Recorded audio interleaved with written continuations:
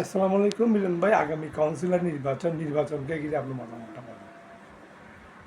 আর নির্বাচনে তো আমরা নিজেরা জি নির্বাচন করার জন্য আগে প্রস্তুতি ছিলাম, আগে করছি জি, ইনশাল্লাহ।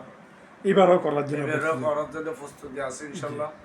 আমাদের সরকারের যে সময় নির্বাচনের জি, প্রস্তুতি তফসিল ঘোষণা করলেন। প্রস্তুতি করে ওই সময় আমরা ইনশাল্লাহ ইয়া করবে।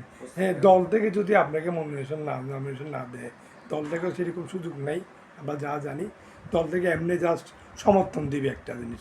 দল থেকে সমর্থন না দিলে আপনি স্বতন্ত্র থেকে কি নির্বাচন করার ইচ্ছা আছে? মানে ইনশাল্লাহ আমার এলাকাবাসী দল চাইলে থেকে তো আশা করে দিবে, না দিলেও আমার দলের আমি চিন্তা ভাবনা করবো করবো ইনশাল্লাহ ইনশাল্লাহ। করার জন্য। আর এমনি স্বতন্ত্র থেকে করার কোনো ইচ্ছা নেই না? জনগণের যদি চায় ইনশাল্লাহ আমি তো নির্বাচন করতে হবে, আমি আগ্রহ দিবে আগেও করছেন, এখন ইনশাল্লাহ অনুরোধ অটল করছি, বিষয় করছি। বিষয় করছেন, এখন অটল থাকবেন ইনশাল্লাহ এখন আমি অটল নির্বাচন। আছি ইনশাল্লাহ। তো এখন বর্তমান কাউন্সিলর না থাকার কারণে এলাকার কি অবস্থা বেশ আমাদের কাজ চলতেছে, আমরা কাজ হেল্প করতেছি যতটুকু পারতেছি। যারা লোকজন আমাদেরকে সেবার জন্য আসতেছে আমরা সেবা করতেছি ইনশাল্লাহ।